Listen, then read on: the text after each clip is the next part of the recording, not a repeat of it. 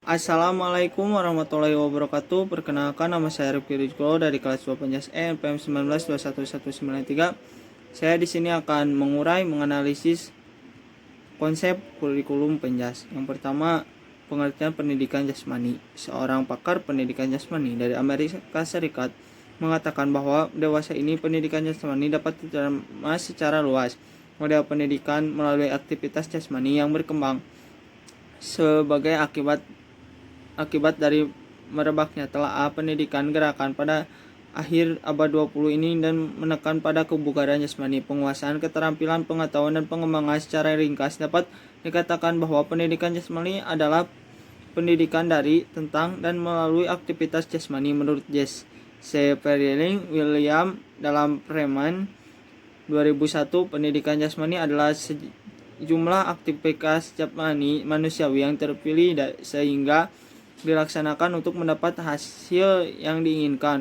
Pengertian ini didukung oleh adanya pemahaman bahwa manakala pikiran, mental, dan tubuh disebut sebagai dua unsur yang terpisah, pendidikan jasmani yang menekankan pendidikan fisikal melalui pemahaman sisi kelainan fitrah manusia ketika sisi keutuhan individu adalah sesuatu fakta yang tidak dapat dipungkiri. Pendidikan jasmani diartikan sebagai pendidikan melalui fisika. Pemahaman ini menunjukkan bahwa pendidikan jasmani juga terkait dengan respon emosional, hubungan personal, perilaku kelompok, pembelajaran mental, intelektual, emosi, dan estetika. Asumsi dasar program pendidikan jasmani terdapat 3. Yang pertama, program pendidikan jasmani dan program olahraga mempunyai tujuan yang berbeda. Pembuatan program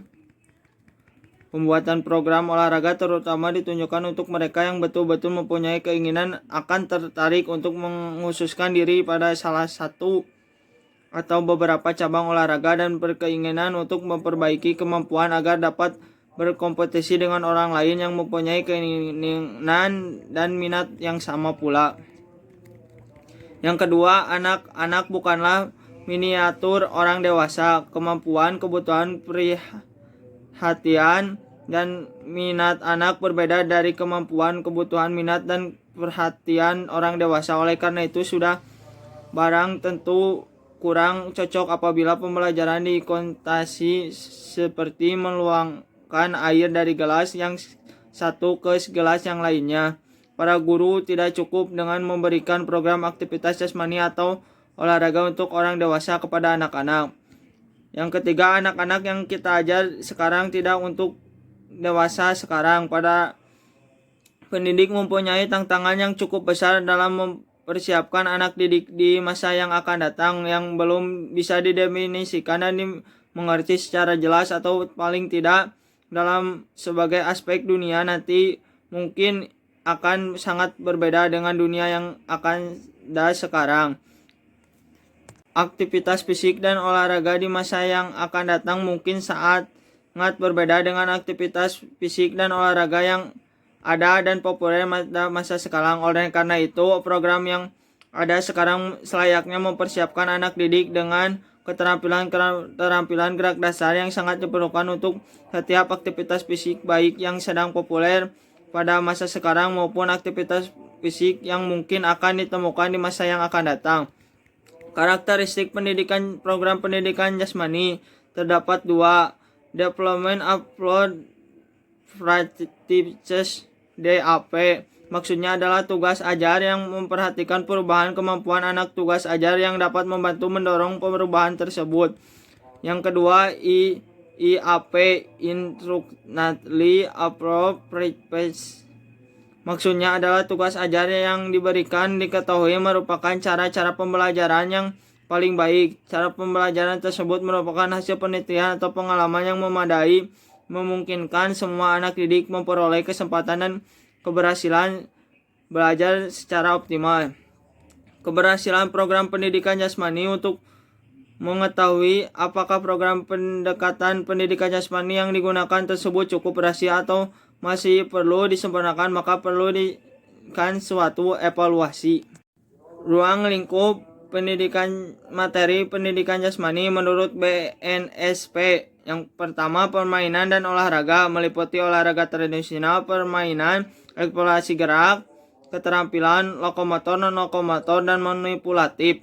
Yang kedua, aktivitas pengembangan meliputi mekanisme sikap tubuh, komponen kebugaran jasmani, dan bentuk prosedur tubuh secara aktivitas. Yang ketiga, aktivitas senam meliputi ketangkasan sederhana, ketangkasan tanpa alat, ketangkasan dengan alat, dan senam lantai serta aktivitas lainnya. Yang keempat, aktivitas ritmik meliputi gerak bebas, gerak pagi SKJ, dan senam aerobik serta aktivitas lainnya. Aktivitas air meliputi permainan di air, keselamatan air, keterampilan bergerak di air, dan renang serta aktivitas lainnya. Yang keenam, pendidikan luar sekolah meliputi piknik, karya wisata, pengenalan lingkungan, berkemah, menjelajah, dan mendaki gunung. Yang ketujuh, kesehatan meliputi penanaman budaya hidup sehat dalam kehidupan sehari-hari, khususnya yang terkait dengan keperawatan tubuh agar tetap sehat, merawat lingkungan yang sehat, memilih makanan dan minuman yang sehat, mencegah dan merawat cedera, mengatur waktu istirahat yang tepat, dan berperan aktif dalam kegiatan P3K dan UKS. Yang terakhir, isu kurikulum Penjas. Isu yang pertama ada isu program. Isu program kurikulum dapat kita amati antara lain dari dua sisi, yaitu materi kurikulum dan distribusi alokasi waktunya. Yang kedua, isu proses pembelajaran. Beberapa isu yang berhubungan dengan proses belajar mengajar perlu mendapat perhatian para pelaksana di lapangan, antara lain adalah sebagai berikut: pengembangan dan variasi aktivitas belajar. Aktivitas pendidikan jasmani yang diperoleh siswa cenderung terbatas.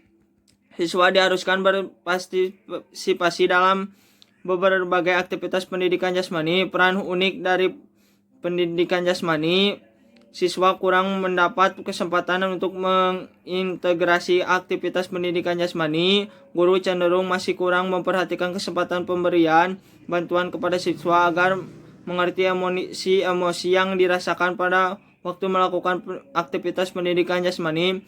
Siswa disuruh untuk melakukan aktivitas yang terlalu mudah atau terlalu singkat. Yang jumlah siswa dalam pelajaran Penjas lebih dari jumlah siswa dalam kelas yang sebenarnya, misalnya mengajar 4 kelas sekaligus.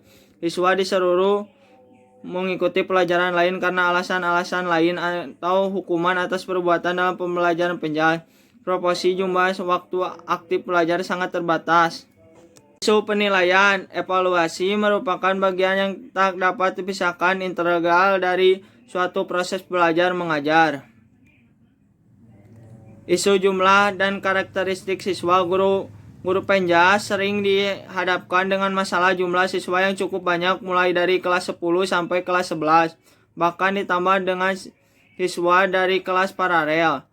Yang kelima, isu saran dan prasarana pembelajaran Penjas. Kurangnya sarana dan prasarana pembelajaran Penjas merupakan salah satu isu yang cukup merata dan sangat terasa oleh para pelaksana pendidikan jasmani di lapangan. Isu keberhasilan kurikulum. Keberhasilan kurikulum pendidikan jasmani pada setiap jenjang pendidikan saat ini masih dirasakan samar. Sekian dari saya, mohon maaf bila ada kesalahan. Wabillahi taufiq wal hidayah. Wassalamualaikum warahmatullahi wabarakatuh.